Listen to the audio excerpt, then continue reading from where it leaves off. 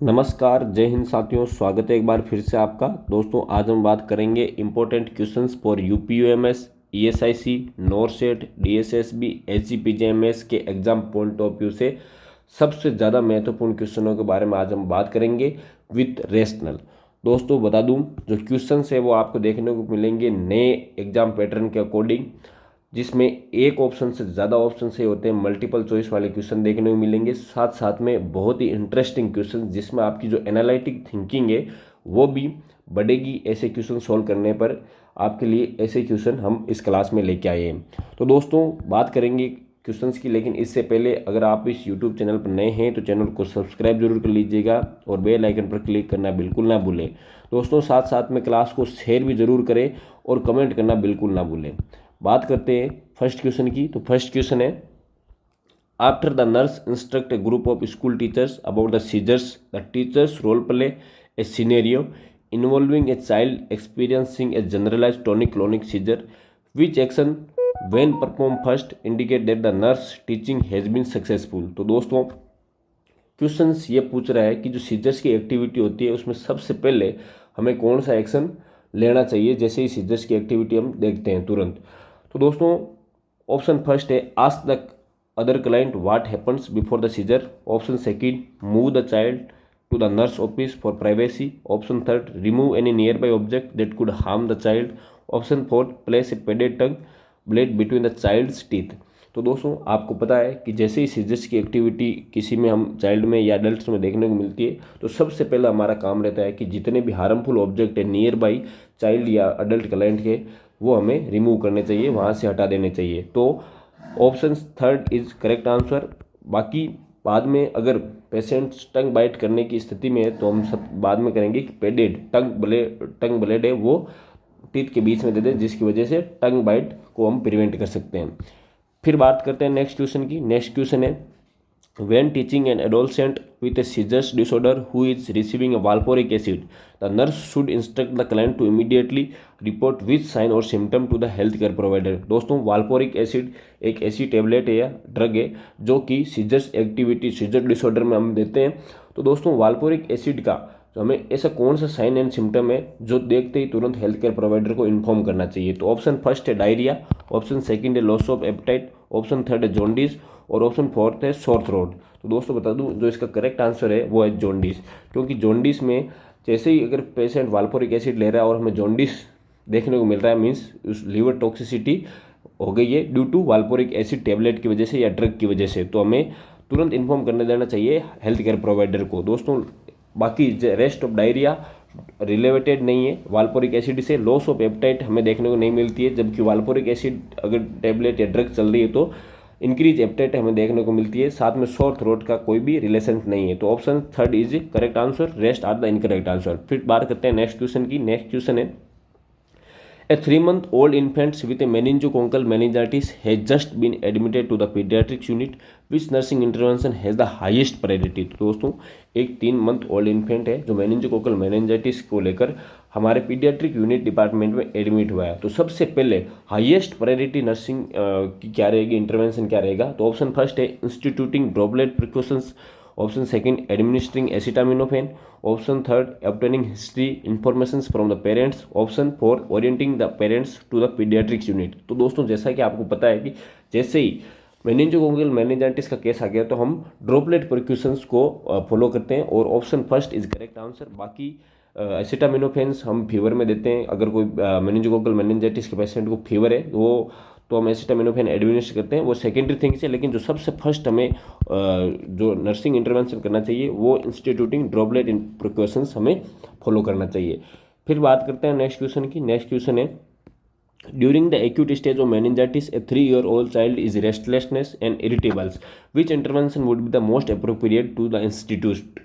दोस्तों, एक acute stage of meningitis के 3 साल का बच्चा है जो कि रेस्टलेसनेस और इरिटेबल है, तो सबसे पहले हमारा मोस्ट अप्रोप्रिएट इंटरवेंशन क्या रहेगा एज ए नर्स। तो दोस्तों, बता दूं, ऑप्शन फर्स्ट है limiting conversations with the child, option second keep extraneous noise to a minimum, option fourth allow the child to play in the bathtub और option four performing treatment quickly. तो जो हमें सबसे पहले अप्रोप्रिएट इंस्टीट्यूट इंटरवेंशन है वो करना चाहिए keeping extra noises noise to a minimum, जो भी जितनी भी एक्सट्रेनियस नॉइस है, जो मतलब पेशेंट को इरिटेट करने वाली नॉइस है, हमें उसको मिनिमम कर देना चाहिए। बाकी कन्वर्जेशंस को हम लिमिट नहीं करनी चाहिए, कन्वर्जेशन थोड़ी बहुत करनी चाहिए चाइल्ड से, लेकिन वो जो कन्वर्जेशन होनी चाहिए वो काम एंड क्यूट, थोड़े मतलब जो टोन है वो वॉइस की जो टोन है वो कम रखनी चाहिए। और चाइल्ड को बाथ टब में हम प्ले करवा सकते हैं, लेकिन अगर हो सके तो अवॉइड करना चाहिए, क्योंकि हमें उसको स्पंज बाथ भी दे सकते हैं। परफॉर्मिंग ट्रीटमेंट क्विकली, ये सबसे बाद में सेकेंडरी थिंग है, ट्रीटमेंट हमें परफॉर्म करना ही है, लेकिन जो सबसे पहले मोस्ट अप्रोप्रिएट इंटरवेंशन है वो हमें करना चाहिए, जो जितनी भी नॉइस है उसको मिनिमम रखना चाहिए। Option second is correct answer, rest are incorrect. फिर बात करते हैं नेक्स्ट क्वेश्चन की। नेक्स्ट क्वेश्चन है, which sign should lead the nurse to the suspect that child with meningitis has developed disseminated intravascular coagulation. तो दोस्तों बता दूं, DIC means disseminated intravascular coagulation एक डिजीज कंडीशन है जिसमें जगह जगह पर ब्लड में थ्रोम्बस बनने स्टार्ट हो जाते हैं, और उसका जो सबसे पहले हमें सिम्टम या साइन क्या देखने को मिलता है कि पेशेंट मेनिंजाइटिस क्या और उसको DIC हो चुका है। तो उसके लिए ऑप्शन फर्स्ट है haemorrhagic skin rashes, option second oedema, option third cyanosis, option fourth dyspnoea on exertion. तो जैसे ही DIC हो गया तो उसमें हेमोरेजिक स्किन रेसेस हमें देखने को मिलते हैं। Option first is correct answer, rest are incorrect. Oedema is not related to DIC, cyanosis भी DIC से रिलेटेड नहीं है, डिस्निया ऑन एक्सक्रेशन भी DIC से रिलेटेड नहीं है। डिस्निया में रेस्पिरेटरी प्रॉब्लम हो रही है तो उसमें देखने को मिलता है। साइनोसिस अगर कोई ऑक्सीजन से हाइपोक्सिया हो गया तो हमें साइनोसिस देखने को मिलता है। एडिमा हमें फ्लूइड ओवरलोड की वजह से भी हमें देखने को मिल सकता है। तो दोस्तों option first is correct answer, rest are incorrect. फिर बात करते हैं नेक्स्ट क्वेश्चन की। Next question is, when interviewing the parents of a toddler, the nurse should suspect pneumococcal meningitis if there is a history of which illness। तो दोस्तों जैसे हम patients के जो एक टोडलर बच्चा है उसके पेरेंट्स से हम बात कर रहे हैं, न्यूमोकोकल मेनिंजाइटिस को लेकर कौन सी हिस्ट्री है जो हमें सस्पेक्ट करती है कि न्यूमोकोकल मेनिंजाइटिस में भी हो सकता है। तो ऑप्शन फर्स्ट है bladder infections, option second middle ear infections, option third fractures clavicle, option fourth septic arthritis. तो दोस्तों जो सबसे ज़्यादा प्रोन है न्यूमोकोकल मेनिंजाइटिस को लेकर वो मिडिल ईयर इन्फेक्शन। अगर मिडिल ईयर का इन्फेक्शन टोडलर या बच्चों में हमें देखने को मिलता है तो वो लीड्स टू, अगर middle ear infection lead to pneumococcal meningitis हमें देखने को मिलता है। Option second is correct answer, rest are the incorrect answer.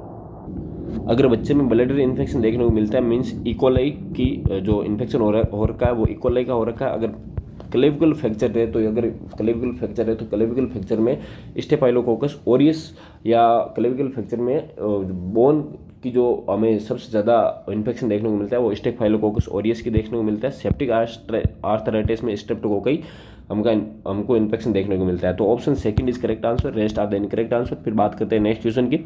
Next question है, nursing care management of the child with bacterial meningitis include which intervention, select all that apply. तो दोस्तों ये multiple choice question है, इसमें एक से ज़्यादा option सही देखने को मिलेंगे।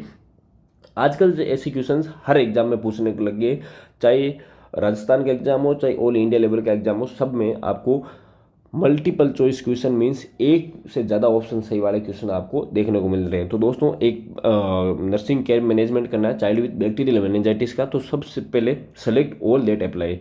तो administer IV antibiotics option first, option second IV fluid at 1.5 times maintenance, option second decrease environment stimuli for neurological checks every 4 hourly administration of IV anticonvulsants. तो दोस्तों बता दूं इसमें हम IV एंटीबायोटिक्स एडमिनिस्टर करते हैं, ऑप्शन फर्स्ट इज करेक्ट। लेकिन IV fluids को 1.5 टाइम मेंटेनेंस हम नहीं रखते हैं, ज़रूरत नहीं है, क्योंकि पेशेंट बैक्टीरियल मेनिंजाइटिस का है वो ओरली ले सकता है, जितना फ्लूइड रिक्वायरमेंट रहती है वो उतनी एनफ ले सकता है। तो ऑप्शन सेकंड इज इनकरेक्ट।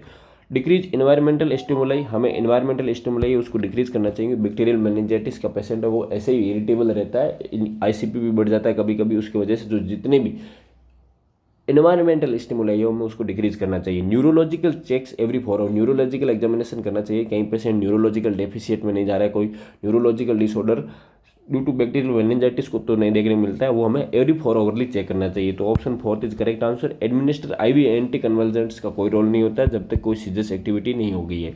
तो दोस्तों 1 3 and 4 आर क्वेश्चंस राइट, बाकी आर इनकरेक्ट। तो दोस्तों ऐसे क्वेश्चंस आपको हर एग्जाम में देखने को मिलते हैं, तो इनकी प्रैक्टिस आप हमारी क्लास से कर सकते हो या फिर आप टेस्ट सीरीज भी ज्वाइन कर सकते हो जिनमें ऐसे क्वेश्चन देखने को मिले कि मल्टीपल चॉइस वाले क्वेश्चन जिसमें एक से ज़्यादा ऑप्शन सही हो वो क्वेश्चन।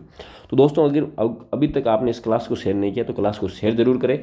और बात करते हैं नेक्स्ट क्वेश्चन की। नेक्स्ट क्वेश्चन है the nurse is caring for a lethargic but arousable preschooler who is a victim of near drowning accident, what should the nurse do first. Near drowning means patient डूबने वाला condition थी, लेकिन पूरा डूबा नहीं, थोड़ा बहुत डूब गया, उसको नियर ड्रॉइंग एक्सीडेंट कहते हैं। तो ऑप्शन फर्स्ट क्या है, administer oxygen, option second institute rewarming, option third preparing for intubation, option fourth start an IV infusion. तो जो हमें सबसे पहले एज नर्स हमें जो हमारा वर्क रहता है या जो एज नर्स हमारा जो इंटरवेंशन रहता है वो रहता है administer oxygen. Near drowning accident में हमें सबसे पहले एडमिनिस्टर ऑक्सीजन करने चाहिए क्योंकि पेशेंट को हाइपोक्सिया हो सकता है नियर ड्रॉइंग की वजह से, और hypoxia lead to brains injury भी हमें देखने को मिलती है। लेकिन जो सबसे पहले हमारा एज नर्स इंटरवेंशन रहता है एडमिनिस्टर ऑक्सीजन करना चाहिए। बाकी जितने भी रिवॉर्मिंग वाले या प्रिपेयर फॉर इंट्यूबेशन, अगर एयरवे कॉम्प्रोमाइज हो रहा है तो फिर हम प्रिपेयर करेंगे इंट्यूबेशन के लिए, लेकिन जो सबसे मेन काम रहता है वो एडमिनिस्टर ऑक्सीजन रहता है। तो फिर बात करते हैं नेक्स्ट क्वेश्चन की। नेक्स्ट क्वेश्चन है the nurse ask A school age child with Guillain-Barré syndrome to cuff and also assess the child's speech for decreasing volumes and clarity. The underlying rationale for this assessment is to determine which finding. तो दोस्तों एक GBS का patient है जिसमें हम assess कर रहे हैं चाइल्ड की speech for decrease volume and clarity, और अंडरलाइंग रेशनल उसमें असेसमेंट में क्या रेशनल हो सकता है उसको हमें डिटरमाइन करना है। तो ऑप्शन फर्स्ट है inflammation of the larynx and epiglottis, option second increase intracranial pressures, option third involvement of facials and cranial nerve, option fourth regressions to the earlier development phase. दोस्तों बता दूं, हम किसी भी पेशेंट में अगर चाइल्ड की जो स्पीच की जो डिक्रीज वॉल्यूम है और क्लैरिटी को चेक करने के लिए अगर डिक्रीज वॉल्यूम और क्लैरिटी कम हो रही है तो जो उसका असेसमेंट का जो पीछे का रेशनल है वो हम involvement of facials and cranial nerve को चेक करने के लिए करते हैं। तो option third is correct answer, rest are incorrect answer. तो लेरिंग्स और inflammation of larynx and epiglottis में हॉर्सनेस ऑफ वॉइस देखने को मिलती है, लेकिन ये हमें देखने को नहीं मिलता है। तो option third is correct answer. फिर बात करते हैं नेक्स्ट क्वेश्चन की। नेक्स्ट क्वेश्चन है the nurse is monitoring an infants with a meningitis for a sign of increase intracranial pressure. The nurse should assess the infants for which sign और symptom, select all that apply. दोस्तों ये question थोड़ा दिमाग वाला question है, इसमें थोड़ा tricky means जो क्वेश्चन की जो लैंग्वेज है वो इस प्रकार से है कि आपको सारे ऑप्शन लगभग सही दिखेंगे लेकिन ऑप्शन सारे सही नहीं हैं, इनमें से आपको थोड़े बहुत अपना दिमाग के जो घोड़े हैं वो दौड़ाने पड़ेंगे। तो देखते हैं कौन कौन से ऑप्शन इसमें सही रहते हैं। तो ऑप्शन फर्स्ट है irritability, option second headache, option third mood swings, option fourth bulging fontanels, option five MSCC।